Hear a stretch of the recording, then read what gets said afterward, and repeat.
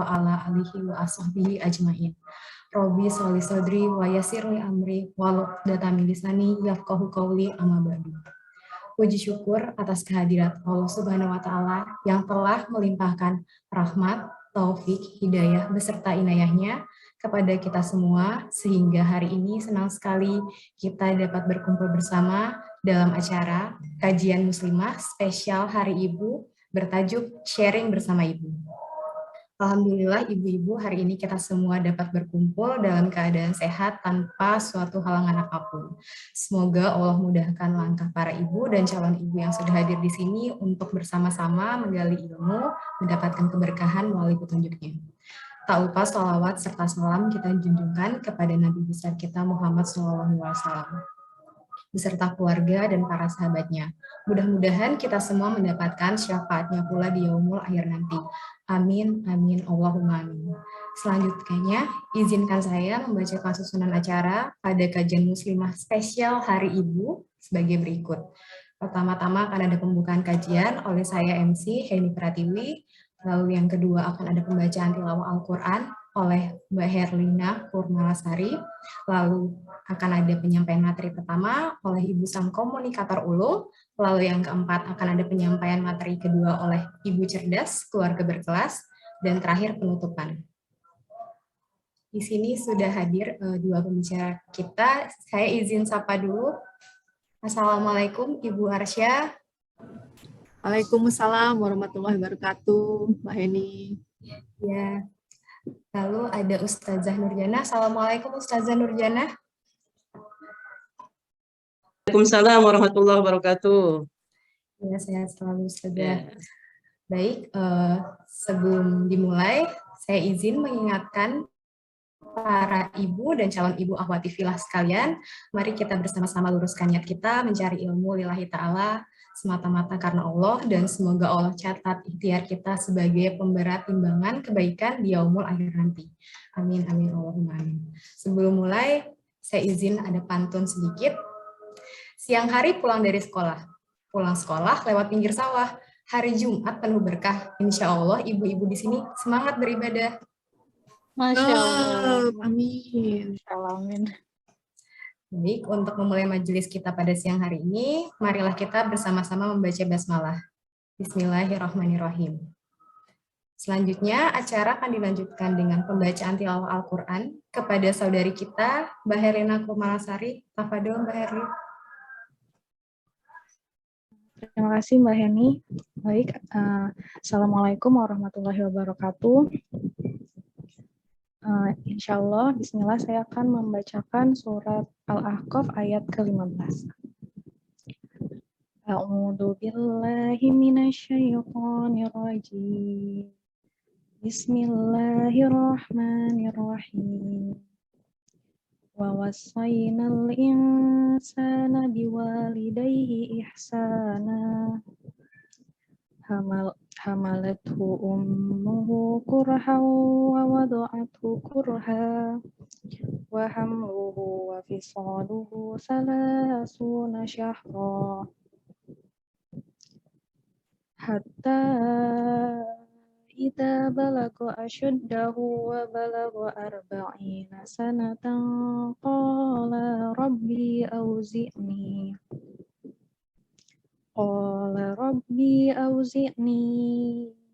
an ashkura ni'mataka allati an'amta alayya wa ala walidayya wa an a'mala salihan tardahu wa aslih li fi dhurriyyati inni tubtu ilaika wa inni minal muslimin. Dan kami perintahkan kepada manusia agar berbuat baik kepada kedua orang tuanya. Ibunya telah mengandungnya dengan susah payah dan melahirkannya dengan susah payah pula. Masa mengandung sampai menyapihnya selama 30 bulan, sehingga apabila dia, anak itu telah dewasa dan umurnya mencapai 40 tahun, dia berdoa, "Ya Tuhanku, Berilah aku petunjuk agar aku dapat mensyukuri nikmat-Mu yang telah Engkau limpahkan kepadaku dan kepada kedua orang tuaku, dan agar aku dapat berbuat kebajikan yang Engkau ridhoi. Dan berilah aku kebaikan yang akan mengalir sampai kepada anak cucuku. Sungguh, aku bertobat kepada Engkau, dan sungguh aku termasuk orang Muslim. Shadaqallahul azim. Nah, saya kembalikan ke Mbak Heni. Wassalamualaikum warahmatullahi wabarakatuh. Waalaikumsalam warahmatullahi wabarakatuh. Allahumma hamna bil Quran. Jazakillah khair Mbak Herlina. Semoga pembacaan tilawah Al-Quran dari Mbak Herlina tadi akan menambah keberkahan majelis kita pada siang hari ini. Selanjutnya, agenda yang kita tunggu-tunggu, ibu-ibu dan calon ibu sekalian, kita akan segera masuk ke pemateri pertama oleh Ibu Sang Komunikator Ulung. Materi ini izin akan dibawakan oleh idola saya nih. Senang sekali akhirnya bisa bertemu di sini. Prominent figurnya seluruh ibu-ibu PLNers. Ibu Arsya Dani, Gana Akmal Putri. Assalamualaikum Ibu Arsya. Waalaikumsalam warahmatullahi wabarakatuh. Mbak Heni, selamat siang. Ya, Ibu, saya izin membacakan sedikit profil singkat dari Ibu Arsya. Ibu Arsya ini lahir di Semarang 25 Oktober 1982. Betul, Bu? Si muda ya, Masya Allah. Mabruk, mabruk. Iya, iya. Saat ini Ibu Arsya menjabat sebagai PLT IVP MUM PT PLN Persero. Sebelumnya Ibu Arsya Vice President Corporate Communication. Sebelumnya juga sudah keliling di wilayah NTB juga, di Bali ya Bu. Saya izin pernah baca KKP Ibu. Nanti waktunya cukup nggak? Ibu hebat dari 2 putra dan 1 putri. Baik, sedikit saya baca profil singkat Ibu. Ibu Arsya ini akan sharing perihal bagaimana menjalankan peran sebagai pekerja yang dihadapkan pada situasi dan segala perubahan yang sangat dinamis dan hubungan komunikasi dengan anak dan keluarga. Baik, sudah nggak sabar sepertinya. Tanpa berlama-lama lagi, mari kita simak. Tafadhol Ibu Arsya. Ya, terima kasih banyak Mbak Heni. Saya izin share screen ya, Bapak Ibu. Maaf, ini ibu-ibu saja ya. Sebentar.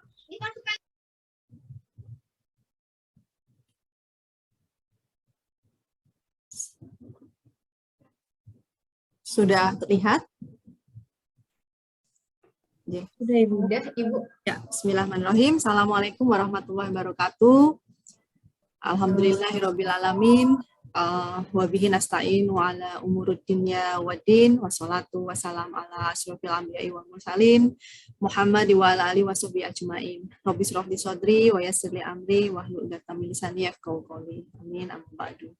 Ustazah Nurjana yang saya muliakan, kemudian seluruh ibu-ibu peserta yang saya banggakan, izinkan saya berbagi, mungkin ini bisa jadi hanya ada yang asumsi, ada yang berdasarkan based on pengalaman gitu ya, terkait komunikasi dengan hati, jadi berdasarkan pengalaman, perjalanan dan cerita perempuan, karena di sini kita audiensnya perempuan semua nih. Jadi saya mungkin mau memulai cerita saya, ini agak santai nggak apa-apa kan ya kita ya, mulai dengan pertanyaan gini. Jadi kalau kita bicara dengan intonasi nih, saya mau tanya nih, intonasi dengan nada seperti ini. Ibu main yuk, gitu ya. Main yuk ya. Nah ini kira-kira kita sedang komunikasi dengan siapa nih?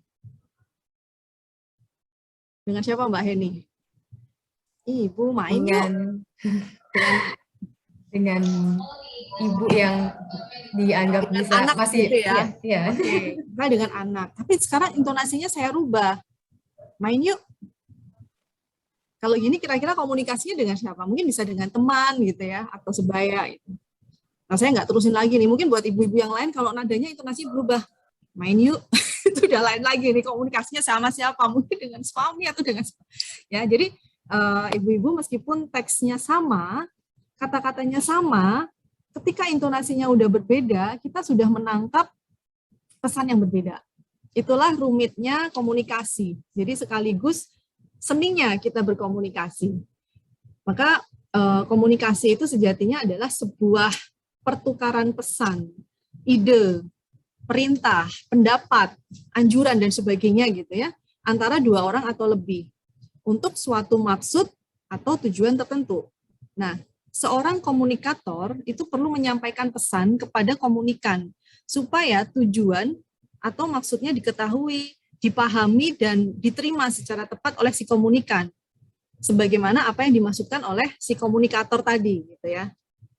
Nah, caranya bagaimana? Caranya macam-macam, bisa dengan suara, kita berbicara dengan langsung gitu ya, mengirimkan bunyi audio melalui alat tertentu, bisa dengan gambar, bisa dengan video, bahkan bisa dengan simbol-simbol atau kode-kode, sampai dengan gestur atau bahasa tubuh kita. Jadi kalau saya menggerakkan jari-jari saya gitu di depan seseorang untuk memerintahkan sini yuk, itu ada sesuatu komunikasi juga untuk menuju supaya dia bisa menuju ke posisi saya misalnya. Nah, sayangnya komunikasi itu teorinya simple gitu ya, tapi praktiknya nggak semudah itu. Ada banyak hambatan yang membuat komunikasi itu seringkali menjadi rumit dan kompleks.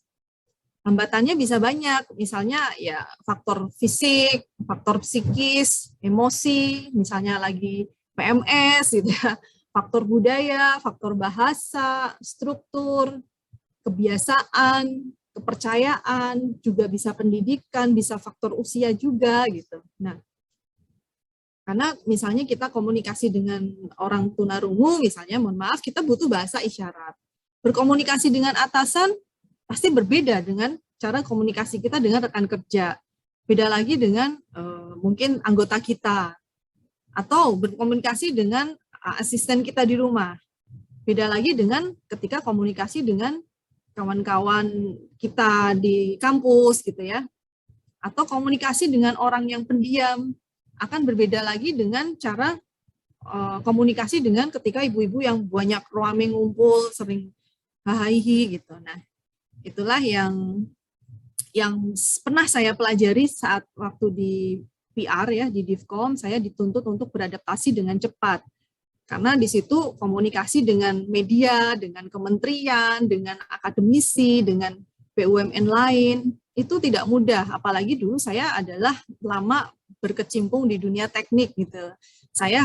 Yang saya hadapi itu adalah sistem SCADA, terus gardu induk yang yes, atau ibaratnya kalau nggak satu ya nol ya satu, kalau satu atau nol itu invalid gitu ya. Nah itu latar belakang itu ternyata memang begitu saya sudah kecemplung di dunia PR, justru itu yang malah banyak pengalaman yang bisa saya peroleh di situ, karena semuanya abu-abu ternyata. Kita bicara dengan dunia yang misalnya ketemu dengan opinion leader, maksudnya A, dia ngomongnya lewat B gitu. Nah itu memang butuh sesuatu yang khusus gitu ya. Nah, menurut riset jenis tangisan bayi itu ada 5 atau 6 macam gitu ya. Tangisan itu bisa karena lapar, bisa karena haus, bisa karena sakit, bisa juga karena dia lelah atau misalnya pengen pup dan sebagainya. Nah, perempuan kita, ibu-ibu itu sudah terlatih gitu ya untuk tahu maksud si komunikator tanpa harus si komunikator itu menyatakan secara jelas atau gamblang. Ia membaca pesan komunikasi dengan cara yang unik gitu. Ia menggunakan hatinya, dia menggunakan perasaannya, karena terlatih dan karena kodratnya juga ya, jadi lebih cepat dapat menangkap pesan apa sih yang ditujukan kepadanya. Namun karena kebiasaan dan kodratnya itu, kadang-kadang perempuan seringkali jump too fast to her own conclusion gitu. Jadi suka menyimpulkan berdasarkan sudut pandangnya sendiri. Merespon berdasarkan apa yang muncul dari emosi dan perasaannya. Yang jika nggak hati-hati, kelebihan yang dimiliki ini bisa menjadi sumber kelemahan perempuan itu juga gitu. Maka muncullah stereotip bahwa atau pandangan yang salah kaprah gitu ya, bahwa sebenarnya keputusan perempuan itu nggak rasional, yang nggak masuk akal, yang nggak logis karena didorong oleh perasaan dan emosinya. Nah, bagaimana kita sebaiknya mengolah dan mengelola kelebihan, naluri, terus kodrat seorang perempuan itu untuk lebih efektif dalam berkomunikasi sehingga memberikan manfaat yang lebih baik bagi dirinya. Nah, disinilah yang ibu-ibu saya sampaikan, ini kalau buat saya inilah pentingnya mindset gitu ya, karena sampai hari ini saya masih terus belajar, tidak jarang saya juga suka masih terkejut-kejut gitu ya dengan pengalaman saya yang saya peroleh sejauh ini gitu. Yang pasti dalam berkomunikasi kita harus berpikiran positif, harus konstruktif terhadap apa sih yang jadi topik pembicaraan. Gitu. Kita harus belajar memahami apa yang dimaksud dengan ini, dengan itu, mengapa dia begini, mengapa dia begitu dalam berkomunikasi. Nah, tools yang sering saya gunakan adalah memahami, atau kalau bahasa Jawanya itu nguwongke lawan bicara atau audiens gitu ya. Saya selalu men-challenge diri saya dengan pertanyaan, bagaimana jika saya ada dalam posisi dia? Untuk masuk dan memahami apa yang dia maksud gitu. Jadi kadang-kadang ketika saya mau bertemu dengan orang yang belum saya kenal, saya akan memprofiling dulu orang tersebut. Latar belakangnya apa, dia background-nya apa gitu ya.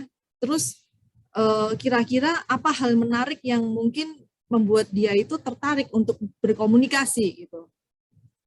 Nah, pertanyaan itu menjadi penting gitu ya untuk memahami mengapa dia berpandangan, mengapa dia bersikap, mengapa dia merespon komunikasi dengan cara demikian. Intinya komunikasi itu apa sih? Komunikasi ya bertukar pesan gitu ya. Nah, dalam proses bertukar pesan itu, jika kita berada pada posisi komunikator, kita dituntut untuk mampu mengirim pesan, sehingga pesan itu dapat diterima dengan baik oleh komunikan. Nah, dalam posisi sebagai komunikan, kita diharuskan mampu memahami pesan yang dimaksudkan, supaya nggak salah mengartikan atau menangkap pesannya, sehingga kita bisa merespon balik pesan tersebut. Kalau di dunia keinsinyuran gitu ya, atau di dunia teknik gitu ya, ada pesan yang dikirimkan itu akan mengalami proses encoding. Isi pesannya itu dirubah melalui instrumen atau perangkat yang digunakan untuk mengirimkan. Di sisi penerima, itu sebelum pesan tersebut diterima, dia harus melakukan proses yang disebut dengan decoding. Nah, dalam proses decoding itulah seringkali muncul interference, muncul noise, muncul gangguan yang mengakibatkan isi pesan tersebut berubah. Itulah yang harus dihindari. Mohon izin, Ibu Arsya. Ya. PowerPoint-nya masih nge-freeze, Bu. Oh ya? Ini Ya. saya udah di sini saya udah sampai slide 4. Belum ya? Belum, Bu. Mohon maaf. Oh. Ya, sekarang sudah. Kok bisa ya? Maaf ya. Ya, Bu. Oke. Ini udah berubah ya? Sudah, Ibu. Terima kasih. Tapi belum di full screen. Sudah di slideshow juga sebenarnya. Udah apa ini ya? Ini Tapi sudah terlihat sih, Bu, di slide 4. padahal saya udah di sini udah full udah slideshow juga. Mohon maaf ya. Ada apa ya ini ya? Tapi nggak apa-apa ya, saya lanjut dulu ya, takut nanti nggak enak saya sama Ustazah kalau Terima kasih, Bu. Jadi saya itu orangnya optimis gitu ya. Saya membangun dan mengekspresikan diri saya itu dengan emosi-emosi yang positif, sehingga vibe yang keluar dari dalam diri itu harapannya juga positif. Ternyata itu nggak mudah dan butuh latihan, butuh manajemen, butuh pembelajaran bertahun-tahun, dan bahkan sampai detik ini saya juga masih harus terus belajar. Nah, saya suka menyusun daftar emosi-emosi positif gitu ya, dan masing-masing orang bisa memilih berapa banyak emosi positif yang ingin dibangunnya. Nah, emosi itu adalah energi, sehingga dengan mengembangkan emosi yang positif ya energinya juga harus positif gitu ya. Nah, perempuan itu punya keistimewaan dan kelebihan memiliki emosi, memiliki perasaan, memiliki feeling yang lebih tajam dibandingkan laki-laki. Tapi itu nggak cukup, karena justru disitulah seringkali perempuan itu dicap terlalu sentimental, nggak rasional gitu ya. Oleh karena itu dalam komunikasi logika, dalam komunikasi logika nalar itu harus dibangun menjadi fondasinya. Nah, jembatan antara yang rasional dan emosional itulah yang harus dibangun secara kuat. Nah, satu lagi, perempuan itu kan punya kemampuan bekerja secara paralel gitu ya dalam waktu bersamaan. Istilahnya multitasking. Kalau laki-laki kan udah fokus lah dalam satu hal. Nggak bisa diganggu dengan hal-hal yang lain. Kalau perempuan beda, kita bisa melakukan secara bersamaan, namun tantangannya begitu ada ruang komunikasi di situ. Nah, ini yang harus sering kita alami nih, antara yang dipikirkan dengan yang dikatakan itu seringkali berbeda. Nah, untuk dapat membangun jembatan antara yang rasional dan emosional itu, antara yang logis dengan rasa, itu kita harus mampu menghindari gangguan-gangguan yang muncul ketika kita berkomunikasi. Disitulah perlunya berpikir dulu, baru bicara. Jangan bicara dulu, baru berpikir ya. Apalagi bicara terus nggak pakai mikir. Gitu. Ini bisa berubah slide-nya? Bisa ya? Masih di 4, Ibu. Di 4 ya? Aduh, padahal saya sudah rubah juga ini. Sudah di 5. Ih, Sudah di slide 5, Ibu. Nah, dalam berkomunikasi, perempuan itu pada umumnya punya kecenderungan untuk merespon atau bereaksi dengan syarat-syarat tertentu gitu ya. Contohnya, aku setuju, tapi atau itu sebenarnya bagus sih, itu keren cuma, atau ini maksudku gini loh. Nah, itu kan adalah bersyarat gitu ya, atau bersyarat itu jadinya bersayap. Nah, kecenderungan seperti itu menjadikan proses interaksi yang sangat penting di dalam komunikasi itu menjadi terganggu. Seolah-olah setuju, tapi sebenarnya nggak setuju. Seolah-olah mau, tapi sebenarnya nggak mau. Nah, itulah yang membuat pesan itu menjadi ambigu, nggak jelas, kadang nggak clear. Nah, kita perlu nih menghindari perasaan tergesa-gesa atau terburu-buru. Kita ingin langsung pada sasaran gitu ya, kadang-kadang. Tapi pengen mengikuti perasaan terburu-buru tersebut, sehingga kita jadi suka memaksakan diri, menjadikan partner dalam komunikasi itu menjadi terganggu atau nggak nyaman. Terutama ini yang harus dijaga ketika kita berkomunikasi di dalam keluarga, dengan suami, dengan anak gitu. Nah, perempuan juga seringkali dianggap pasif dalam proses komunikasi dengan alasan-alasan tertentu. Sebaliknya saya sering mengamati gitu ya, perempuan itu juga menjadi sangat dominan. Saya merasa yang seperti itu tuh nggak nyaman buat saya sendiri maupun ketika saya membayangkan saya berada dalam posisi partner kita, ketika kita harus didominasi gitu ya. Nah, kecenderungan-kecenderungan seperti itu sih perlu kita lakukan evaluasi secara terus-menerus sehingga kualitas dan kemampuan kita berkomunikasi itu bisa meningkat dari waktu ke waktu. Ini saya jadi manual nih mindahnya nih. Nah, ini sudah ganti slide lagi ya. Jadi sebenarnya komunikasi yang perlu dipelajari dan dipraktekkan itu kalau teorinya sih 4C gitu ya, bisa jadi 7C juga. Itu yang pertama, pesannya harus jelas, clear, nggak ambigu, nggak ada interpretasi lain. Kemudian hindari deh kata-kata yang rumit, gunakan yang sesimpel mungkin gitu. Kemudian concise, buat pesan itu seringkas mungkin, padat dan bernas ya. Jadi simple boleh tapi padat gitu. Jangan yang plain, jangan juga bertele-tele gitu. Kemudian C yang ketiga tuh complete. Buat pesan itu ya lengkap, jangan ada yang terlewat, jangan ada yang disembunyikan, jangan ada yang bersayap gitu. Kemudian yang C berikutnya adalah correct. Gunakan fakta dan ilustrasi untuk mendukung ketepatan, untuk mendukung bahasa sesuai partner komunikasi dan audiens kita. Nah, kalau C yang 3 lainnya itu coherent, concrete, courteous itu ya harus logis, masuk akal, memberikan perspektif gitu ya. Kemudian nyata, spesifik, didukung data dan fakta. Kemudian cara menyampaikannya juga ramah, sopan, positif, suportif, mencari solusi gitu ya. Nah, ini juga kita di PLN sedang membuat ada namanya komunitas ya, saya katakan komunitas karena ini sifatnya gugus tugas itu Sri Kandi PLN. Sri Kandi PLN itu tujuannya adalah kita ingin membangun karakter para perempuan yang ada di PLN supaya ketika melihat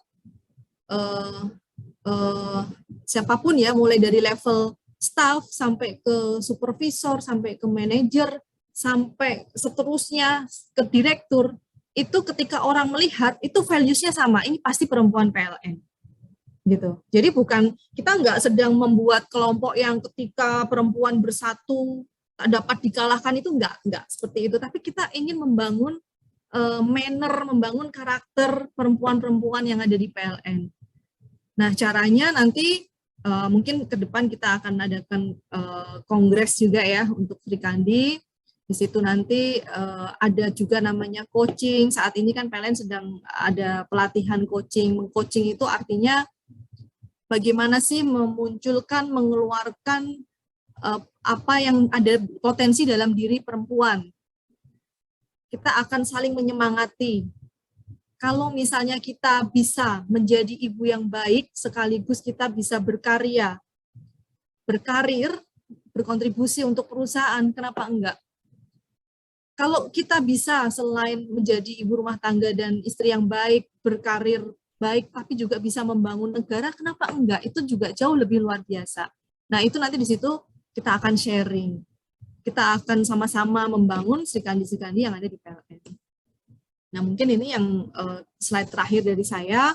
Kalau ibu-ibu amati gitu ya, dalam 10-15 tahun terakhir ini kan kita banyak mengalami perubahan ya di bidang teknologi, bisa melalui sosmed, bisa melalui kita kenal AI, artificial intelligence, robotik, machine learning dan lain-lain. Itu sebagai contoh ya, contoh yang sering kita lihat di sosmed saja gitu sudah mengubah cara kita berkomunikasi.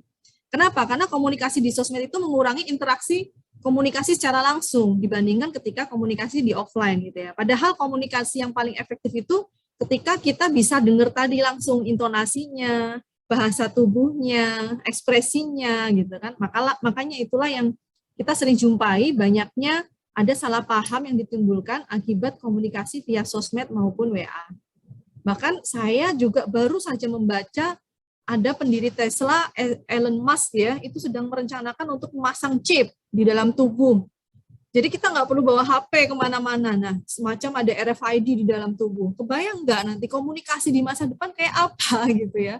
Bagaimana komunikasi kita dengan anak dan suami kita di rumah gitu. Nah, itulah perkembangan teknologi yang harus kita sikapi secara bijaksana. Apakah itu akan mengurangi hambatan dalam berkomunikasi teknologi itu, atau justru menambah hambatan dalam berkomunikasi? Nah, itulah saya pikir terakhir ibu-ibu kita semua harus mengambil peran supaya nggak tertinggal juga, karena kita juga harus menyesuaikan perkembangan teknologi supaya kita bisa menyesuaikan kondisi ketika anak-anak kita tuh mulai dalam perkembangan teknologi di saat itu gitu ya.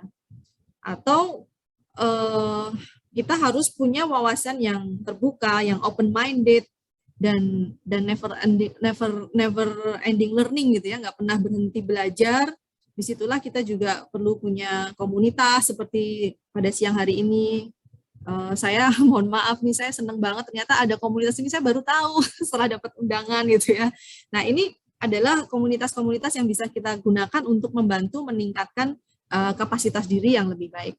Mungkin itu saja dari saya, Mbak Heni. Terima kasih banyak atas undangannya.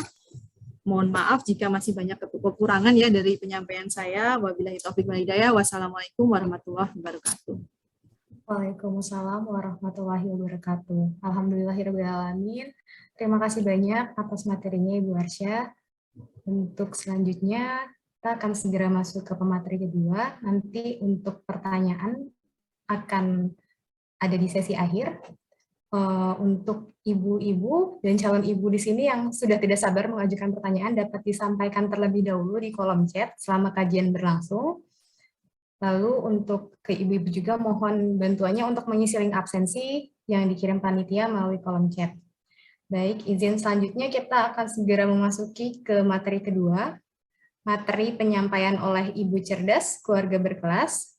Materi ini akan dibawakan oleh guru tersayang Muslimah PLNers seluruh Nusantara ya Bu sekarang. Iya. Ustazah. Ya. Ustazah. Bismillahirrahmanirrahim. Ya, Assalamualaikum warahmatullahi wabarakatuh. Waalaikumsalam warahmatullahi Terima kasih wabarakatuh. banyak berbagi ilmunya Ibu Arsya, Masya Allah ya.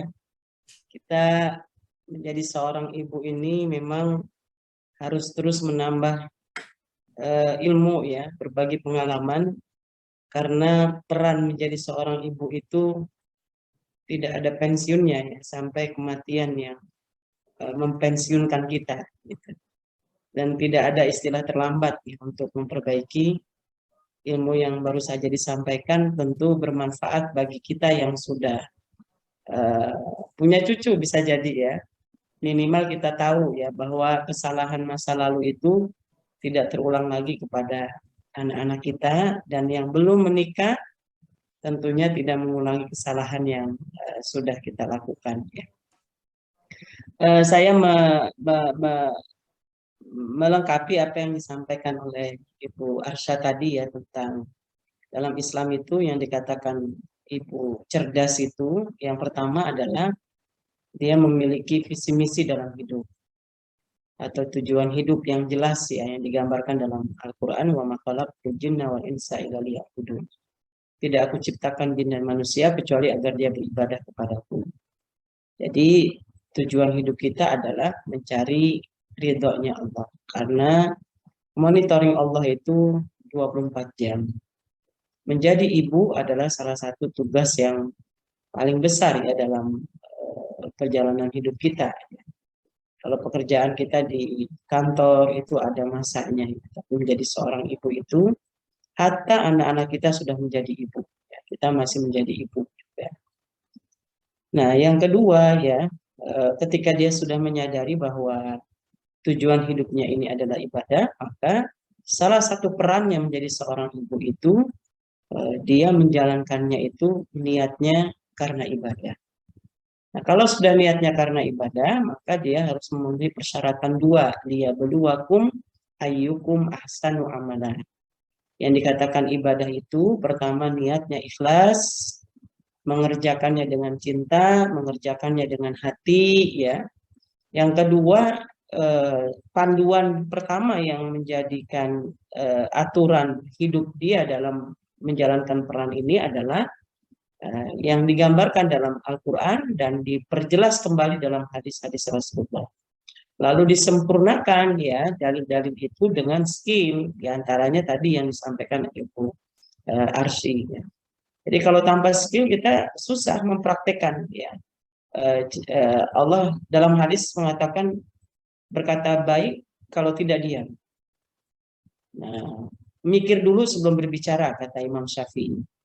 Nah, berarti itu tidak hanya sebatas itu, tapi bagaimana cara berkomunikasi kita dengan anak kita dengan keluarga, ya, itu tentu. Dan dalam menjalankan itu sendiri bukan hanya bab komunikasi, ya, tetapi bab-bab yang lain, apakah itu bab ekonomi, ya, kemudian skill-skill yang lain. Yang kedua adalah menjalani semua perannya sebagai seorang ibu itu dengan ikhlas dan sabar.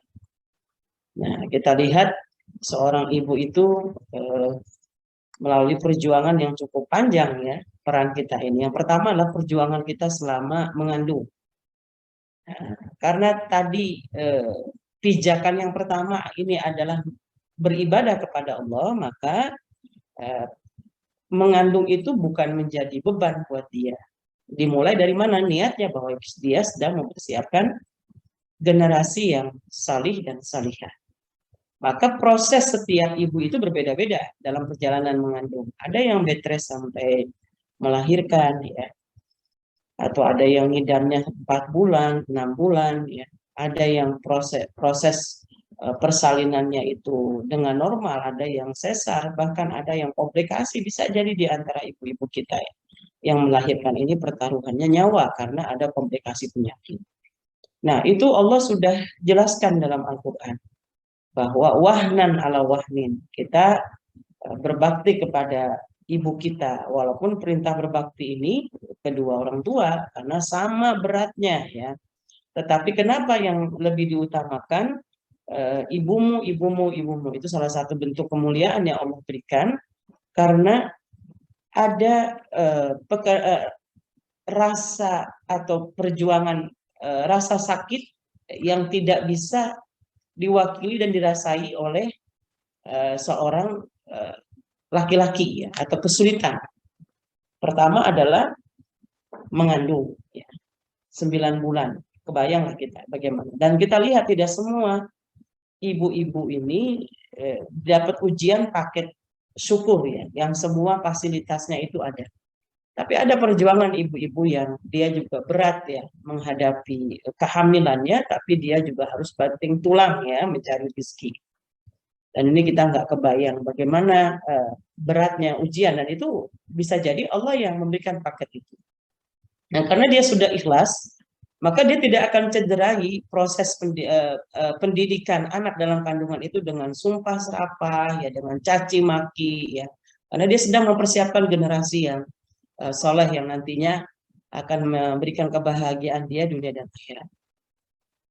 Nah, yang kedua adalah perjuangan selama melahirkan. Sampai dalam hadis Nabi itu ada tanda-tanda kesyahidan selain syahid karena meninggal dalam perjuangan. Orang yang meninggal mati syahid ini adalah akhir hidup yang paling indah. Semua orang menginginkan itu. Karena bukan hanya meninggikan derajat kita, baik di dunia maupun di akhirat, kita akan memberikan 70 orang masuk surga tanpa hisab. Dan itu tidak ada keterangan bahwa yang memberikan itu yang hanya jihad fisabilillah dalam perang melawan musuh. Ya. Enggak, karena ini 7 kesyahidan itu sendiri. Dan ada satu kebanggaan, ketika orang meninggal karena syahid ya, itu ada kebanggaan bahwa saya keluarga syuhada. Nah, Nabi mengatakan dari 7 kesyahidan itu, satu di antaranya adalah perempuan yang melahirkan, perempuan yang meninggal karena melahirkan. Karena kita tahu ujian itu tidak sama. Ada yang mereka tidak ada dana, harusnya melakukan operasi, ternyata dia harus tidak operasi dan itu membutuhkan perjuangan. Ada yang pasrah karena tidak ada dana lagi untuk operasi sesar. Ya lahir juga tapi dengan kurun waktu yang cukup lama. Nah, yang berikutnya adalah perjuangan dalam menyusui ya, menyusui anak 2 tahun. Enggak sama juga setiap orang. Ada yang dia sudah diuji oleh Allah dengan fasilitas yang lengkap. Ya. Dia bisa bawa pembantu ke kantornya, kemudian semua udah siap saji. Tapi ada pertaruhan yang luar biasa. Ya. Dia harus bagaimana mengatur waktu untuk mencari memeras susunya ya, kemudian sampai rumah dia juga harus mengurusi rumah tangga dan yang lainnya. Tetapi ketika pribadi ini orang-orang yang sudah punya pijakan pertama melakukannya karena Allah, itu dijalani karena itulah proses perjuangan yang dia harus lalui. Dan dia tidak akan mengambil pilihan yang instan ya. Karena untuk menjaga penampilan atau apa dia akan berjuang maksimal kecuali memang sudah mentok gitu ya, baru pakai susu formula misalnya. Dan itu tidak sedikit, dari setiap tetesan bisa jadi di situ ada cinta, ada keikhlasan, ada kesabaran ya yang mengalir kepada anak-anaknya itu. Nah, yang lebih berat setelah itu adalah perjuangan dalam merawat dan mendidik anak-anaknya. Jadi al-ummu madrasatun ya. Dalam ucapan syair ya, ibu itu adalah sekolah. Jadi sekolah utama itu yang harus dilalui anak itulah sekolah yang diciptakan oleh seorang ibu. Sebelum dia melanjutkan kepada sekolah formal, ya, kita lihat. Nah, sekolah formal itu. Boleh dikatakan sekolah utama itu bukan berarti kita mengabaikan, pasti itu biaya ada dan segala macam. Tapi ikatan yang paling dekat anak itu dengan ibu ya.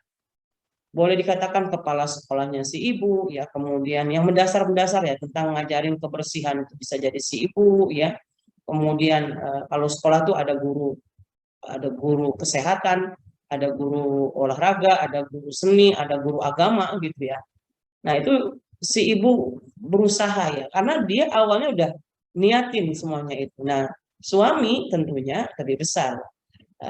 Dikatakan ar-rajalu qawwamuna 'alan nisa ya. Laki-laki itu adalah pemimpin bagi perempuan. Kerjaannya lebih besar. Tetapi untuk mendidik anak itu tentang kemuliaan seorang ibu itu kepada ibu. Kita lihat posisinya suami akan punya pahala lebih besar lagi.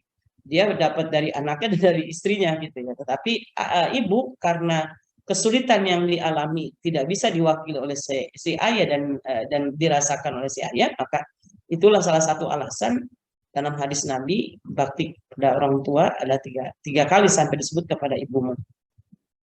Nah, ini mendidik itu ya. Jadi kenapa konsep mendidik anak masuk sekolah formal itu anggaplah baru zaman-zaman sekarang lah ya, playgroup. Dulu itu SD ya, atau minimal TK. Agar kerjaan-kerjaan mendasar itu tidak dibebankan kepada guru formal.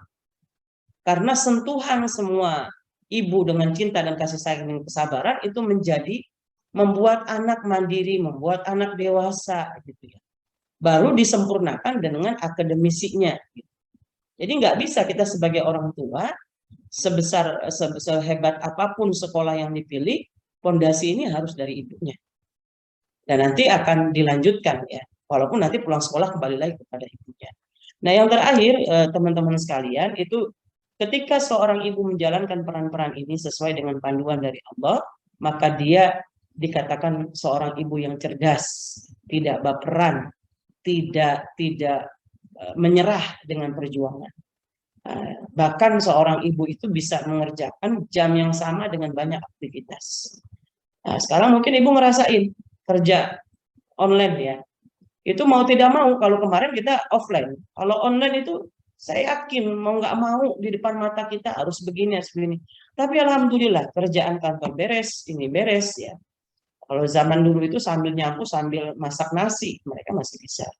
Nah, itu salah satu kelebihan. Nah, yang dikatakan berkelas, sudah pasti ya. Betapa malunya kita sebagai orang tua ini kalau tidak memuliakan kedua orang tua kita. Karena Allah sendiri sudah memuliakan. Dalam hadis yang diriwayatkan oleh Abu Hurairah, seorang laki-laki bertanya, siapakah yang pertama kali aku baktikan? Kata Rasulullah SAW, ibumu, baru ayahmu. Nah, kemuliaan yang Allah sematkan kepada ibu kita ini itu karena perjuangan yang tadi, gitu. Nah, bagaimana mungkin orang tua kita mendapatkan kemuliaan karena perjuangan mempertahankan kita menjadi orang yang berguna untuk dirinya, untuk keluarganya, untuk negaranya, dan untuk umat secara keseluruhan. Nah, ini yang kita lihat. Maka yang berikutnya itu kita al-jannatu tahta aqdamil ummahat. Surga itu di bawah telapak kaki ibu ya. Bahkan dalam hadis yang lain doa ibu itu mustajab ya. Maka kita dilarang untuk berpikir dulu sebelum berbicara. Nah, ini bukan ibu yang sembarangan. Kayak kita di Palestina itu seorang ibu, kumpulan ibu-ibu soleh dan para penghafal Quran itu, mereka ditakuti mengucapkan takbir. Bahkan dibuat undang-undang oleh penjajah, muslimah yang ada di Al-Aqsa, menjaga Al-Aqsa dengan mengucapkan takbir, dia ditangkap. Dan sekarang tidak sedikit para muslimah yang ditahan karena mengucapkan takbir. Kenapa? Karena ucapan Allahu Akbar itu menakuti penjajah dan ekstremis Yahudi. Nah, kita juga begitu. Kenapa takbir kita tidak memberikan pengaruh? Doa kita nggak diijabah. Bisa jadi kita belum memenuhi persyaratan yang tadi itu. Yang berikutnya adalah doa anak yang salih. Ya. Jadi, karena kita mendidik anak dengan tujuan yang benar, niat yang benar, dengan menjalankan peran sebaik-baiknya menjadi seorang ibu, maka anak itu dipantaskan oleh Allah menjadi anak salih dan salihah. Doanya diijabah bukan hanya pada saat kita masih hidup. Bahkan kita sudah meninggal, itu dosa kita bisa hapus ya. Yang tumbuh adalah amal yang mengalir. Saya suka mengatakan, usia biologis kita bisa berhenti dengan kematian, tapi umur kebaikan kita, dia akan hidup sampai kiamat.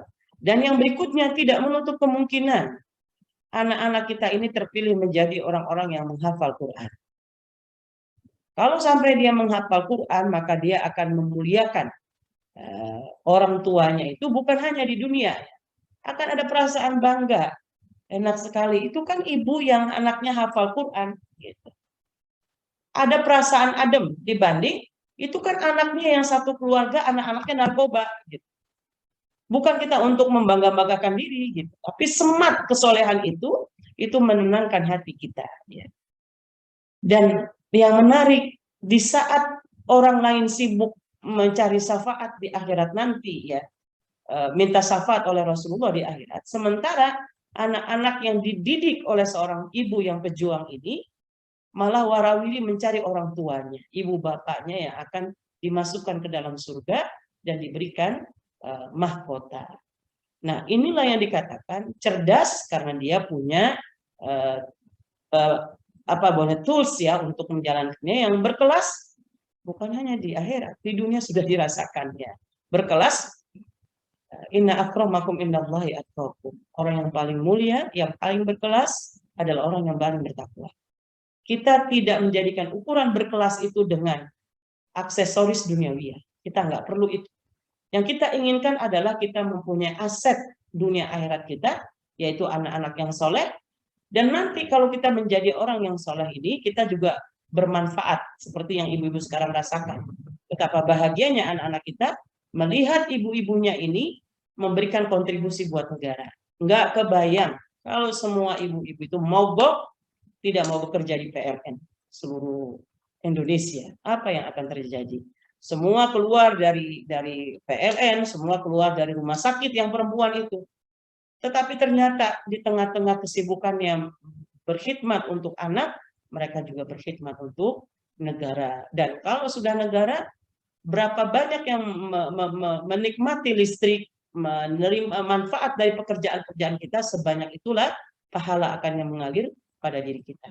Billahi taufiq wal hidayah. Assalamualaikum warahmatullahi wabarakatuh. Waalaikumsalam. Waalaikumsalam warahmatullahi wabarakatuh.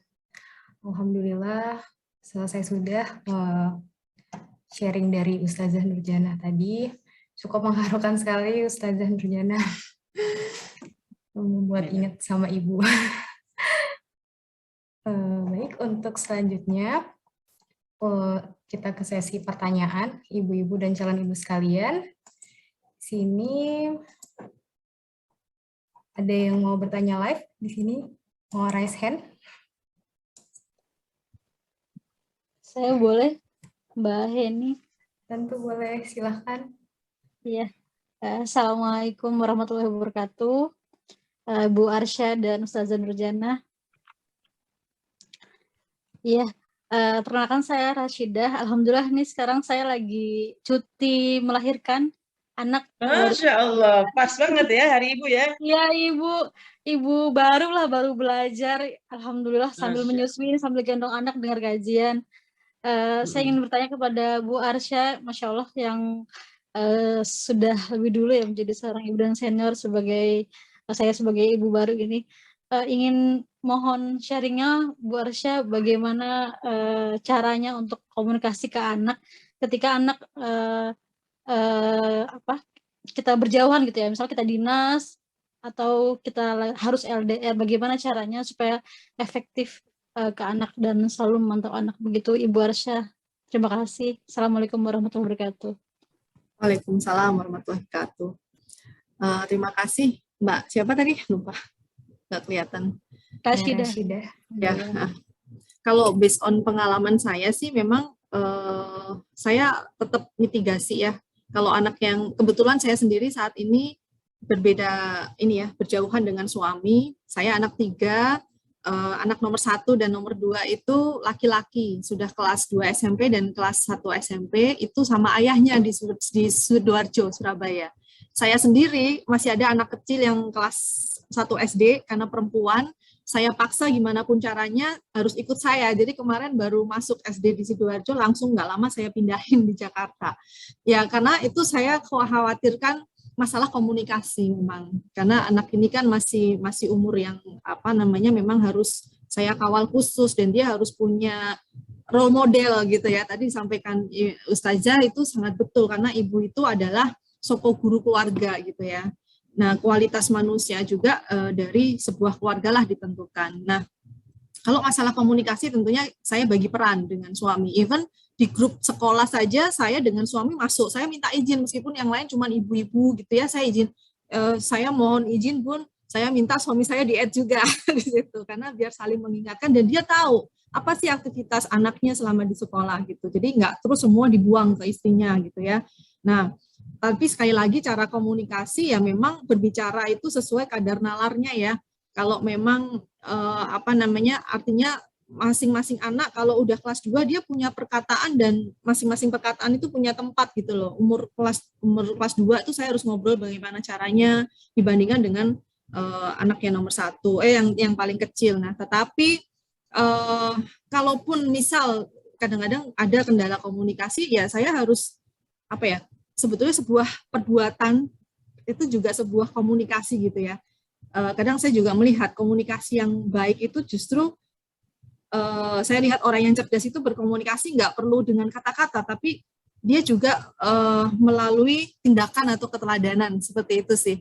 Jadi memang apa namanya, ya samalah aktif saja di dalam WA grup, ada namanya grup keluarga surga, saya punya grup itu ya, isinya suami dan anak-anak saya. Di situ saya ajarin untuk bicara apapun, tapi memang ada kendala yang cowok-cowok semakin gede dia semakin nggak terbuka. Nah ini jadi PR sih sampai saat ini. Itulah tadi yang saya sampaikan, sampai saat ini, detik ini saya masih terus belajar. Intinya memang keberadaan ibu tuh tetap harus dirasakan, entah gimana pun cara berkomunikasinya, seperti itu. Baik. Siap. Ikutan juga ini. Gimana? Ya, alhamdulillah, berarti intinya tetap terus menjaga komunikasi. Ya, betul. Harus terus diadres. Setiap pagi udah ini paling yang diingetin kan ya standar ya, udah sholat belum, udah makan belum, kayak gitu-gitu sih. Baik, Bu. Terima kasih, Bu. Terima kasih Mbak Rashidah atas pertanyaannya dan juga Bu Arsya atas jawabannya. Masih ada pertanyaan lagi nih, ada 3 pertanyaan. Untuk Ibu Nur Arianto dari UP3 mana ini? Hadir di Zoom, di ruangan. Ibu Nur Arianto. Atau ibunya malu-malu nih, nggak mau dipanggil. Atau yang kedua dulu, Ibu Safira ada di ruangan, Ibu? Ibu Safira. Iya, ada Mbak. Ya. Pertanyaannya via DM ya. Boleh ditanya langsung, Ibu? Oh, boleh. Ya. Punten Ustazah Nurjana atau Bu Arsya. Keduanya sih, mungkin ada nggak ya tips-tips gitu ya, biar kita mampu bertahan gitu ya, berkhidmat ke suami, ke anak, juga tuntutan pekerjaannya di PLN yang luar biasa gitu ya, biar tetap ya kuat, sabar, dan lain-lain. Terima kasih. Monggo. Kalau Ustazah mungkin nanti lebih detail. Kalau saya sih ini bukan masalah tips mampu bertahan, ini kewajiban. Ini kewajiban saya memang harus berkhidmat sebagai seorang istri, ya harus berkhidmat pada suami. Bagaimana juga kewajiban kita harus menjaga anak-anak kita sih. Jadi nggak ada istilah kita harus mampu gimana caranya gitu. Tapi emang kadang ada hal yang memang kalau saya bekerja gitu ya, kan ada beberapa pilar, namanya kerjaan tuh nggak ada habisnya kayak bola karet gitu. Dia mantul terus gitu loh. Tapi giliran kita sakit itu bola kaca, pecah. Sakit udah hilang. Atau ketika kita keluarga itu juga bola kaca. Kalau itu pecah, jatuh, ya pecah gitu. Kita susah merangkai lagi. Nah, jadi paling menyeimbangkannya adalah kalau saya sampaikan ke teman-teman dalam COC yang lalu dengan Divmu, sebagai seorang perempuan kita harus menyiapkan endurance, kita harus menyiapkan tenaga, kita harus sehat utamanya. Karena kita harus memiliki energi untuk memberikan mereka itu, fulfill mereka gitu. Bahkan kadang-kadang di sisi kitanya tuh mungkin me time-nya akan sangat berkurang. Karena kan udah ibaratnya kalau ngurus rumah itu satu, maka dengan rumah dan kerja jadi 2 kali lipat, kita harus lebih strong gitu. Itu Ustazah, gimana Ustazah pendapatnya? Ya saya nambahin Bu Rasi, ya betul itu. Pertama kita menyadari bahwa Allah ini udah nyiapin kedudukan-kedudukan mulia baik di dunia maupun di akhirat ya. Maka ini harus kita jadikan, kalau yang pertama ada kewajiban, tentu kita akan bilang, oh ini kewajiban kalau yang gampang-gampang aja gitu. Nah, bisa jadi ini adalah perjuangan gitu, yang di situ ada kesabaran ya. Dan biasanya yang namanya perjuangan itu hasilnya nggak sekarang gitu, nanti gitu ya. Dan ini benar-benar kita rasakan. Setiap ada permasalahan, kalau kita sudah punya tahu pembagian tugas ya, bahwa saya harus kerja, saya harus ngurusin suami dan anak-anak ya, kita berusaha untuk menjalankannya ini semaksimal yang kita bisa. Nah, ketika ada kendala ya, apakah itu ada masalah dengan pasangan, dengan anak ya, ini tahapan berikutnya. Yang namanya perjalanan hidup itu pasti ada jatuh bangun.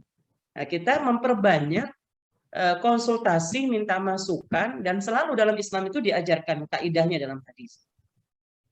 Kalau melihat orang yang kaya, yang hidupnya enak, difasilitasi dengan daya dukung pembantu, fasilitas itu ada, kita nggak boleh tuh ngelihat ke atas itu. Karena nanti kita selalu tidak merasa bersyukur. Tapi lihatlah orang yang di bawah kita, yang hidup di pengungsian, yang hidup dalam Merapi kemarin ya, dalam segala macam hal yang tentunya persoalannya jauh lebih rumit. Jadi kalau ada kerumitan hidup, lihat orang yang lebih rumit agar kita pandai mensyukuri nikmat. Tapi dalam bab akhirat, dalam bab prestasi akhirat, prestasi kebaikan, kita harus lihat orang yang di atas. Bahwa dia dalam kondisi seperti itu masih bisa membaca Al-Quran, masih bisa sholat, dalam kondisi ekonominya yang biasa-biasa saja dia masih bisa berbagi.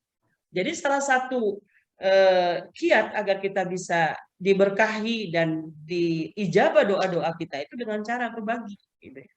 Berbagi di saat susah itu pahalanya lebih baik ya, dan bukan kepada nominal. Dan berbagi itu tidak hanya materi.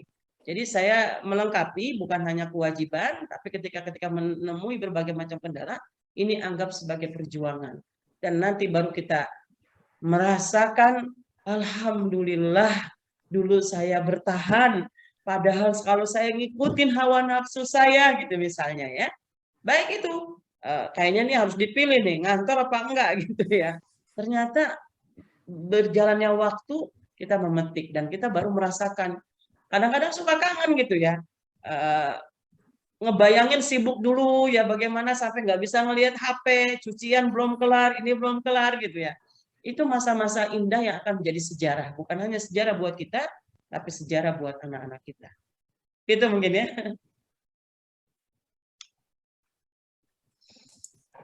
Baik, terima kasih atas jawabannya Ibu Arsya, Ustazah Nurjana. Ini tadi yang saya panggil dari Ibu Nur Arianto, sudah hadir tadi sepertinya tertinggal. Ibu Nur Arianto? Ibu Nur Arianto, kalau Hadir. boleh dibacakan langsung atau saya bacakan Ibu Nur? Boleh dibacakan. Boleh, izin ya saya bacakan. Di sini ada 2 pertanyaan ya dari Ibu Nur Arianto. Izin bertanya, bagaimana Ustazah tips menyolehkan diri sendiri sebelum menyolehkan anak kita? Adakah tahapan-tahapannya? Ini untuk Ustazah. Yang kedua, untuk Ibu Arsya, bagaimana cara kita melatih komunikasi yang efektif untuk anak usia dini? Karena anak saya pemalu, Bu. Kalau belum kenal dengan orang lain, disapa belum mau menjawab. Baik, 2 pertanyaan untuk Ustazah Nurjana dan Ibu Arsya. Silakan Bu Arsya dulu, Bu Arsya. Gantian ngomongnya. Tadi saya udah ngomong. Ya, komunikasi untuk anak usia dini ya semuanya memang berproses ya. Memang tahapan anak itu ada fasenya. Saya ngamati 3 anak saya itu beda-beda itu, tapi ada yang mirip dalam hal tertentu. Ya memang kalau proses komunikasi harus terus dilatih. Dan sekali lagi memang ibulah yang paling dekat dengan anak gitu ya. Jadi kalau ketika dia masih kecil kita akan terus sabarkan, ajak ngasih tahu nanti disapa ya, kalau ketemu salim ya, yang lebih tua, sopan santun ya, itu terus dilatih gitu ya. Dan yang paling efektif memang ketika melihat gitu. Jadi saya itu punya salim khusus kalau dengan suami gitu ya. Itu anak-anak ngikut tanpa saya harus, kalau salim tuh harus begini ya. Itu 3 kali saya cium mulut, cium ini gitu. Itu mereka bisa ngikut tanpa saya harus ngomong gitu ya. Nah, memang sekali lagi yang tadi saya sampaikan, kalau tahapan komunikasi bisa berupa pembicaraan, tapi bisa juga dengan tindakan. atau keteladanan. Seperti itu sih. Jadi jangan never ending learning tadi ya, never ending learning. Terus saja mengikuti. Kalau cara-cara komunikasi kan banyak ya, kita bisa baca. Tapi kalau saya sendiri memang itu tergantung kita sendiri bagaimana kita membangun ruang komunikasi buat anak gitu. Dan juga mungkin bisa diajak ke sosialisasi, karena memang ada problem ketika anak saya yang paling kecil ini dibandingkan setelah sekolah Zoom memang beda. Ya, makanya sekarang saya lagi mencarikan kursus yang bareng-bareng sosialisasi, dan waktu terima rapor kemarin juga saya sampaikan ke gurunya apa kendalanya. Saya pengen anak saya punya kawan yang banyak sehingga dia bisa komunikasinya itu lebih terbuka, nggak cuma nonton YouTube ya. Even YouTube-nya juga YouTube yang sudah sangat diproteksi misalnya, tapi itu jauh sih memang dengan komunikasi interaksi langsung. Itu saja, makasih. Tadi pertanyaan saya apa ya? Lupa nih. Izin mengingatkan lagi, Ustazah, untuk pertanyaannya, bagaimana tips untuk menyolehkan diri sendiri sebelum menyolehkan anak kita? Adakah tahapan-tahapannya? Syukron, Ustazah. Dan itu paralel ya, nggak bisa kita nunggu soleh dulu karena setan masih ada di dunia ya. Jadi sambil kita, sebetulnya pada saat kita berjuang mensolehkan diri kita, itu tanpa disadari, kita pada saat itu berposisi sebagai teladan yang berjalan. Anak-anak itu akan niru. Seperti tadi yang Ibu Asri katakan bahwa anak itu nggak akan keluar dari contoh ibu bapaknya.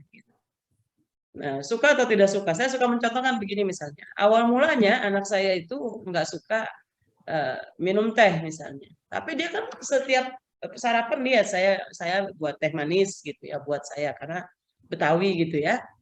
Lama gitu kurun lama. Suatu saat anak saya buat teh gitu. Nah, saya cuma bercandain, kenapa minum tehnya yang kamu duluan ikutin gitu ya. Umi baca Al-Quran kamu belum ikutin, itu nanti imannya kalau lagi tinggi kata dia. Jadi anak-anak kita adalah fotokopi dari kita. Jadi apa saja yang kita perjuangkan, bahkan yang kita tidak dilihat oleh anak ya. Niat kita saja kan, dalam niat kebaikan itu kita laksanakan pahalanya 2 kali gitu ya. Kalau kita enggak jadi laksanakan karena sesuatu hal, itu Allah catat sebagai kebaikan gitu. Jadi semua yang paling berat itu adalah menghadirkan keteladanan yang tidak dilihat oleh anak gitu. Ini sama nih sebagai penceramah. Saya suka mengatakan ada yang menghidupkan ceramah, ada yang mencari penghidupan melalui ceramah itu. Jadi kalau kita mau mencari penghidupan dalam ceramah itu ada ilmunya. Retorika dakwah, belajar bahasa Arab singkat ya, fase Al-Quran, kemudian retorika ya. Tetapi orang nggak membutuhkan apakah yang kita omongin itu sesuai dengan perilaku kita. Tetapi dia akan jadi bumerang nantinya.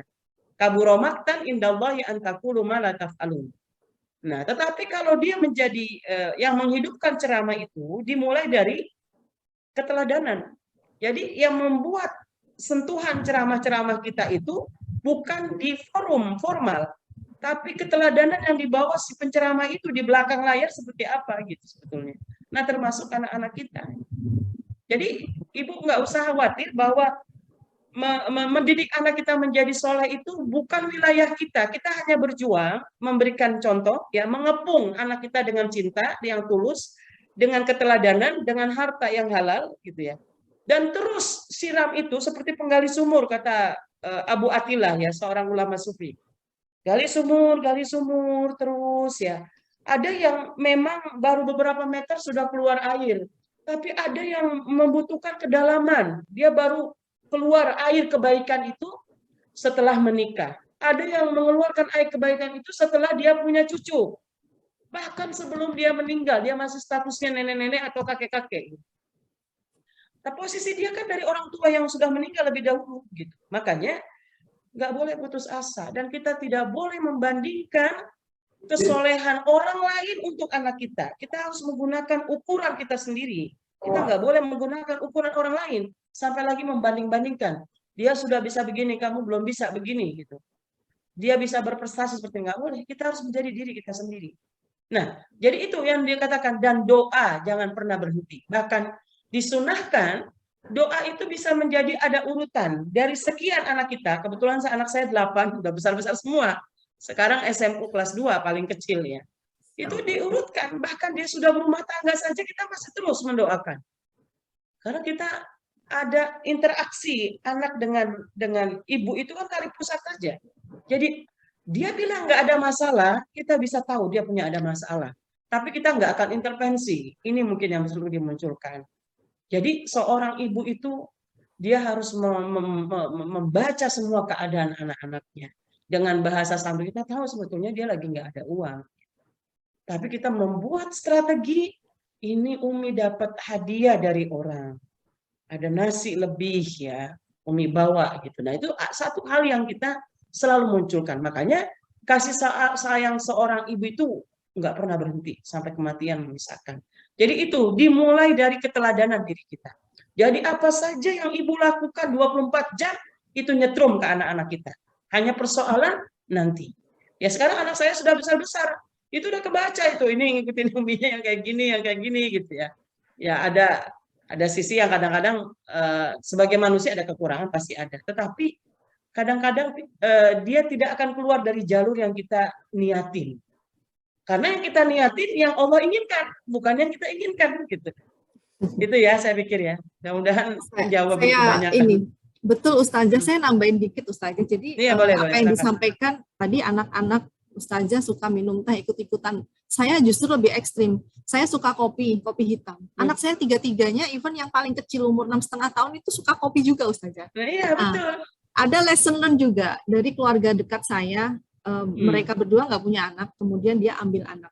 Nah, kemudian pada perjalanannya udah besar, anak ini bermasalah, bukan bermasalah lah, maksudnya masih dalam pantauan gitu ya, dan tidak sesuai dengan apa yang diharapkan oleh orang tuanya. Lalu muncullah kalimat, ini bukan, mohon maaf ya, semoga nggak menimpa kita semua, ini karena bukan bibit kami gitu. Nah, itu sampai dibawa ke psikolog dan sebagainya, baru sadar ternyata itu bukan masalah lahir dari rahim siapa, tapi memang lingkungan yang membentuk itu adalah cermin dari orang tuanya. Karena ketemunya psikolog baru diikutin, padahal sebetulnya semuanya fondasi agama itu memang kuat saja, harus kuat. Ya. Betul. Iya betul, setuju Ibu Arsa.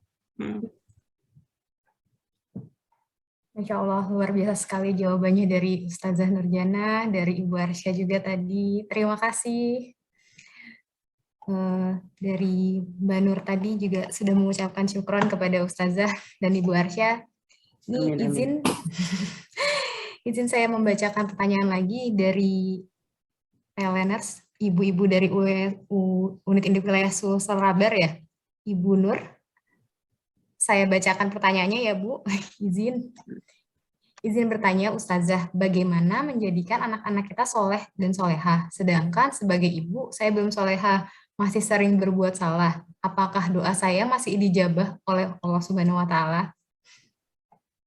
Iya, kalau doa kita belum diijabah itu bukan berarti kita ada kesalahan, ya. Bisa jadi doa yang pertama belum diijabah kepada doa yang kita prioritaskan, tapi menurut Allah itu belum diprioritaskan ke situ. Bisa jadi doa kita pertama yang kita panjatkan itu Allah masih menunggu timing ya yang tepat buat anak-anak kita. Misalnya ambil contoh, kurang apa sih kita, misalnya ada seorang anak yang ngeluh kepada teman-temannya, aku benci sama Allah. Sebelum aku ikut tes UMPTN misalnya, aku sudah ikut bimbel, aku sudah sholat malam, aku menutup aurat, aku bla bla bla diceritakan. Masa yang lain nggak ikut bimbel, nggak deket sama Allah, jarang sholat, dia dapat juara. Itu kan nggak, pada saat itu tidak percaya dengan keputusan Allah. Mungkin keputusan Allah itu dia nggak pas di situ, yang kita nggak pernah tahu. Nah itu kan memahami tentang kepercayaannya kepada Allah Subhanahu Wa Taala gitu. Jadi di sini kita lihat bagaimana kepercayaan kita kepada Allah ini memberikan kekuatan bahwa apa tadi yang ditanyakan, saya agak ini tadi. Doanya diijabah atau tidak? Doa diijabah. Jadi yang pertama itu kita harus yakin dengan Allah belum ijabah. Pertama adalah husnuzon dengan Allah. Mungkin ini masih banyak maksiat-maksiat yang kita lakukan, kebaikan-kebaikan yang kita lakukan ini belum nutupin, masih ada celah yang mesti diinikan. Nah, nanti bisa jadi Allah ijabah itu setelah semuanya sudah clear kata Allah. Dan yang tahu hanya kita dengan Allah. Misalnya kita ambil contoh, saya mau mencontohkan suami saya 6 tahun sakit, ya, atau udah meninggal ya, atau bapak saya nih, bapak saya sedang sakit ya. Mungkin keluarga melihatnya kok lama banget ya gitu, karena udah parah gitu ya. Tapi bisa jadi bapak saya ini kalau dibersihin dosanya udah kelar. Allah ingin meninggikan derajatnya nih menjadi masuk dalam level yang berikutnya. Ada level para anbiya, para solihin, para syuhada gitu ya. Dia harus ngerasain sakit lagi. Saya bilang sama ibu saya, kita baru 2 tahun. Teman saya itu, Mi, saya bilang begitu. Itu diuji oleh Allah, sakit yang sama dengan Bapak, sudah 17 tahun. Jadi sekali lagi, bagi kita adalah kita mengintrospeksi diri. Satu, husnuzon kepada Allah, bisa doa yang diijabah, tidak sesuai. Kata Allah, yang kamu minta, aku lebih tahu. Sebetulnya solusi yang paling bagus bukan mengijabah yang kamu minta itu, gitu. Akan ada yang Allah kasih, bisa jadi kesabaran ditingkatkan, kelembutan diturunkan, kasih sayang ditambahkan. Karena orang kadang-kadang tuh kalau berdoa pengennya kayak materi gitu ya. Minta ini dikasih ini, ya, padahal belum tentu. Yang kedua bisa jadi banyak maksiat yang belum biru nih rapot-rapot kita ya. Ini bisa jadi kita membutuhkan kesabaran. Atau bisa jadi ada kesalahan kita yang belum hutang ya, belum terbayar padahal kita mampu bayar hutang ya. Atau hutang udah lunas, kita nggak pernah bersedekah gitu. Jadi banyak hal ya. Intinya kita harus bersabar untuk karena kita kan lahirnya Islam keturunan. Memahami Islam itu menjadi muslimah yang soleh nggak bisa, harus belajar mempelajari Islam. Saya suka bilang, saya belajar sholat yang benar aja SMU, coba bayangkan. Dulu kan orang sholat ngikutin aja sholat gitu. Padahal kata Nabi, "Shollu kama ra'aitumuni usolli." Sholatlah sebagaimana aku sholat, gitu kata Nabi. Jadi begitu, kita tidak boleh putus asa dan kadang-kadang rahasia Allah, pahala kita, pikiran kita itu satu dari seluruh anggota tubuh kita, nggak mungkin bisa menerawang pencipta kita. Allah yang maha tahu. Dan kita harus husnuzon. Itu soal waktu saja gitu ya. Dan kita juga nggak bisa gampang-gampangin tuh. Orang yang kaya, orang yang sedekah dekat sama Allah turun duit dari langit nggak bisa. Atau bim salabim ya, sampai lagi memaksakan sedekah buat orang lain. Sedekah kepada orang lain, saya suka mengatakan peluang untuk menjadi seorang penceramah ya, untuk terjerumus mungkin banget gitu. Karena bisa jadi dengan dalil-dalil ayat ini dia bisa mengkondisikan jamaahnya untuk berdonasi kepada ustazah tersebut dan jamaahnya percaya saja, padahal setiap 1 rupiah itu harus diaudit di sisi Allah, nggak bisa sembarangan. Nah, ini yang dikatakan kita harus husnuzon. Bisa jadi Allah sedang menunda saja, nunggu momen yang tepat doa kita diijabah. Itu ya. Baik, terima kasih Ustazah penjelasannya. Sama-sama. Izin ini mungkin ada 2 pertanyaan terakhir. Satu dari saya, Ibu Arsya, boleh saya tanya, Bu? Ya, Silahkan. Ya, Ibu, tadi dari materinya Ibu ada clear, concise, complete, sama korek. Saya mau tanya kalau soal korek, kebetulan saya belum jadi Ibu di sini. Jadi yang saya mau tanyakan ini, bagaimana caranya mengkorek atau memperbaiki, semisal di pekerjaan tuh sudah terbentuk image dari cara komunikasi, Mbak Heni galak, Ibu Heni ketus, Ibu Heni mungkin kalau kata-kata positifnya tegas, tapi karena galak, ketus, dan berani, itu bagaimana cara memperbaiki yang seperti itu ya, Bu? Izin. Terganggu ya? Mbak ini terganggu ya? Kalau saya sih sebenarnya enggak begitu ini ya. Yang penting tuh lebih ke tadi ya, kalau kita bisa menunjukkan kita ini masih on koridor gitu ya, on track itu nggak apa-apa. Kadang-kadang kan ya itu kalau katanya perempuan itu jadilah seperti mawar ya, berduri bukan untuk menyakiti tapi untuk melindungi diri ya. Aduh. Tapi kalau memang pengen punya good manner, nah nanti kita akan itu yang tadi saya sampaikan ya, kita sedang menyusun nih Mbak Heni komunitas Sri Kandi PLN, sekali lagi bukan untuk buat kekuatan federasi, enggak, tapi kita pengen mencoba sama-sama nih, namanya pegawai PLN, begitu lihat Mbak Heni itu berarti mannernya sama dengan Arsya nih, sama dengan Bu Sintia nih, gitu. Amin. Itu values-nya sama. Nah, nanti kita adalah khusus ya untuk lakukan upskilling, upgrading seperti itu untuk pembentukan karakternya gitu. Itu sih Mbak Eni. Tapi sekali lagi jangan merasa terganggu juga. Paling ya kalau memang selama kita masih bisa tersenyum, dipandang indah, menyejukkan hati, itu juga kan, ya kan, apalagi kalau yang pernah saya baca di Quran juga kan kita disuruh melembutkan hati, sebenarnya itu udah akan terimplikasi gitu ya dalam keseharian kita sih. Sama ketika kita melihat Ustazah Nurjannah, rasanya kan teduh gitu ya, sejuk. Nah itu udah karena apa ya, nggak ini sih, dari manner kita aja dicoba dilatih sendiri gitu Kak, Mbak Eni. Baik, Bu Arsya, ditunggu yang Sri Kandi. Ini pertanyaan terakhir ini dari Ibu Arni. Ibu Arni, izin saya bacakan ya Bu Arni pertanyaannya. Assalamualaikum, mau bertanya tentang komunikasi. Tadi disebutkan bahwa untuk bisa berkomunikasi yang baik, salah satunya dengan membangun emosi-emosi positif. Bagaimana agar bisa membangun emosi-emosi positif dalam waktu singkat, sehingga emosi negatif kita ini tidak dirasakan atau tidak sampai ke lawan bicara. Bagaimana Ibu Arsya? Ustazah juga. Ustazah mau ada yang dijawab dulu mungkin? Saja silakan. Iya, ya itu tadi. Sebenarnya kan beda tipis ya. Kita sedang marah, kita sedang happy, nggak bisa. Kan kadang pernah ya teman-teman tuh ada nggak sih yang ketawa sampai nggak bisa nahan. Itu tuh sama dengan ketika kita lagi emosi sebenarnya. Emosinya sama gitu loh. Nah, cuman disitulah yang memang saya terus banyak belajar gitu ya, sepanjang perjalanan 2019 sampai 2021, terutama pada saat ditempatkan di divisi komunikasi, karena kami dihadapkan oleh beberapa orang media yang kadang-kadang akan membuat statement yang berpotensi untuk tidak baik untuk citra perusahaan.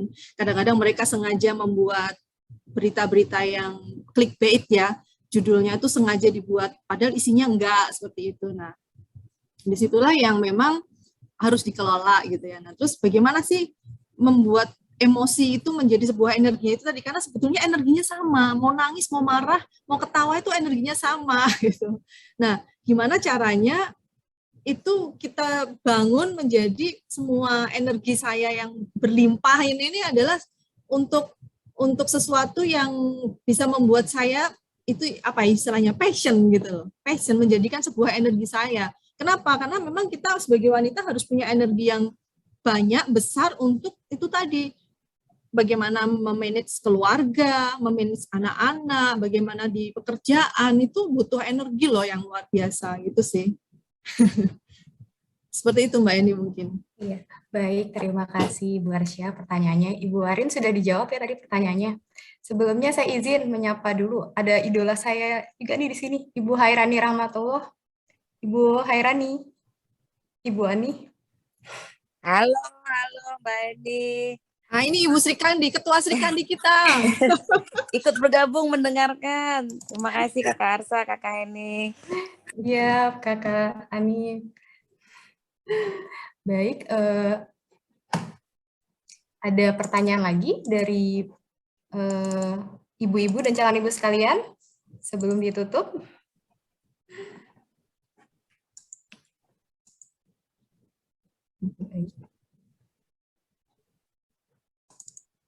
Baik, karena sudah tidak ada pertanyaan ini, izin saya lanjutkan. Baik, alhamdulillahirrabbilalamin, ibu-ibu yang dirahmati Allah, akhirnya kita sampai sudah di penghujung acara, sudah tidak ada pertanyaan. Mudah-mudahan apa yang sudah disampaikan oleh kedua guru kita tersayang hari ini dapat menambah wawasan kita, memberikan pencerahan, menjadi semangat kita, dan kita amalkan dalam kehidupan sehari-hari. Jazakillah khair sekali lagi kepada Ibu Arsya, kepada Ustazah Nurjanah yang sudah berkenan memberikan ilmunya untuk kita semua. Mohon juga kepada Ustazah Nurjanah untuk berkenan membacakan doa keberkahan ilmu, kesehatan, dan perlindungan bagi para ahwafidillah sekalian. Ini juga dalam periode siaga Nataru. Untuk teman-teman di sini, mungkin Srikandi PLN di sini juga siaga di seluruh wilayah PLN seluruh Indonesia. Mohon dibantu didoakan juga Ustazah Nurjanah. Ya, mari Ibu sekalian, kita niatkan doa-doa kita yang tadi disebutkan oleh Mbak Heni. Kita awali sama-sama dengan baca Al-Fatihah. A'udzubillahi minasyaitonirrajim. Bismillahirrahmanirrahim. Alhamdulillahirabbil alamin. Arrahmanirrahim. Maliki yaumiddin. Iyyaka na'budu wa iyyaka nasta'in. Ihdinas siratal mustaqim. Siratal ladzina an'amta 'alaihim ghairil maghdubi 'alaihim waladhdallin. Amin. Nastaghfirullahalazim, nastaghfirullahalazim, nastaghfirullahalazim. Ya Allah ya Rabbi, ampunilah segala dosa-dosa kami ya Allah. Ya Allah ya Rabbi, perpanjangkanlah jatah umur kami agar kami bisa menjalankan peran sebagai anak yang berbakti kepada kedua orang tua kami, sebagai ibu yang menyayangi anak-anaknya, dan sebagai pegawai karyawati yang selalu memberikan banyak kebaikan untuk perusahaannya dan memberikan keberkahan. Allahumma inna nas'aluka salamatan fid din wa afiyatan fil jasadi wa ziyadatan fil ilmi wa barakatan fil rizki wa taubatan qoblal maut wa rahmatan indal maut wa maghfiratan ba'dal maut. Allahumma hawwin alaina sakaratil maut wa najjata minan nar wa afwa indal hisab. Ya Allah ya Rabbi, berikanlah kesempatan kepada kami sebelum kematian datang untuk selalu bertaubat kepadamu. Dan saat kematian datang, berikanlah kemudahan bagi kami untuk mengucapkan 2 kalimat syahadat. Dan setelah kami meninggal, pantaskanlah kami. Engkau jadikan kubur kami menjadi raudhah min riyadil jannah. Dan engkau tempatkan kami kepada rumah yang abadi di surgamu Firdaus. Rabbana rabbighfirli wa liwalidayya warhamhuma kama rabbayana shighara. Ya Allah ya Rabbi, berikanlah kemudahan kami untuk ibu-ibu kami yang telah memberikan dan merawat kami dengan segalanya, dan kami malu kepada Engkau ya Allah yang lebih dahulu memuliakan kedua orang tua kami karena perjuangan mengurusi kami, perjuangan mendidik kami sampai kami bisa seperti ini. Ya Allah ya Rabbi, berikanlah kesempatan kami untuk membayar segala kekurangan kami, menyempurnakan bakti kami, dan pantaskanlah kami untuk banyak menghafal Qur'an-Mu ya Allah sebelum kematian tiba, agar kelak kami bisa memasukkan kedua orang tua kami bersama-sama ke surga-Mu. Rabbana hab lana min azwajina wa dzurriyyatina qurrata a'yun waj'alna lil muttaqina imama. Ya Allah ya Rabbi, berikanlah kemudahan bagi hamba-Mu yang sampai saat ini belum Engkau karuniai keturunan, dan berikanlah kesabaran pada kami untuk mendidik anak kami menjadi anak yang salih dan salihah. Kami tahu kami punya keterbatasan ekonomi, punya keterbatasan ilmu, punya keterbatasan keimanan. Sempurnakanlah dengan kekuatan-Mu ya Allah. Rabbana atina fid dunya hasanah wa fil akhirati hasanah wa qina adzabannar. Subhana rabbika rabbil izzati amma yasifun wa salamun alal mursalin walhamdulillahi rabbil alamin. Assalamualaikum warahmatullahi wabarakatuh. Waalaikumsalam warahmatullahi wabarakatuh. Baik, untuk dokumentasi, izin mungkin ibu-ibu semua di sini bisa menyalakan videonya. Kita mohon bantuannya kepada co-host untuk spotlightnya di remove dulu nih. Spotlightnya di remove dulu.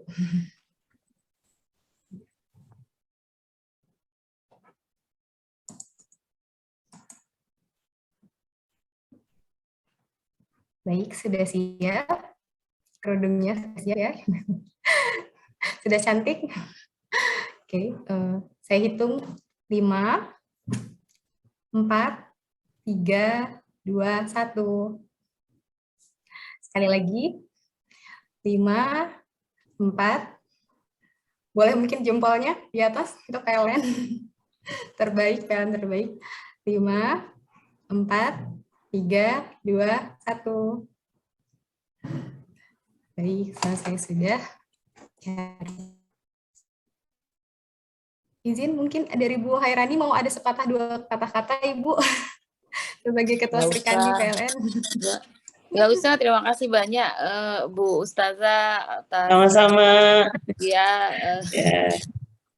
konsisten Bu Ustazah memberikan siraman rohani kepada para Amin, amin, Sri amin. Kandi Mohon PLN. doa Terima semua kasih ya. banyak. Iya, ya, terima kasih Saya juga. pamit ya. Terima Ya. kasih Kak Arsa, teman-teman Sama-sama. semua. Baik. Waalaikumsalam warahmatullahi wabarakatuh. Baik, Amin, Bu Hairani. Assalamualaikum. Waalaikumsalam warahmatullahi wabarakatuh. Terima kasih Ustazah. Sama-sama, Bu. Ibu-ibu semua. Mari kita bersama-sama menutup kajian hari ini dengan istighfar 3 kali dan doa kafaratul majelis. Astagfirullahaladzim, astagfirullahaladzim, astagfirullahaladzim.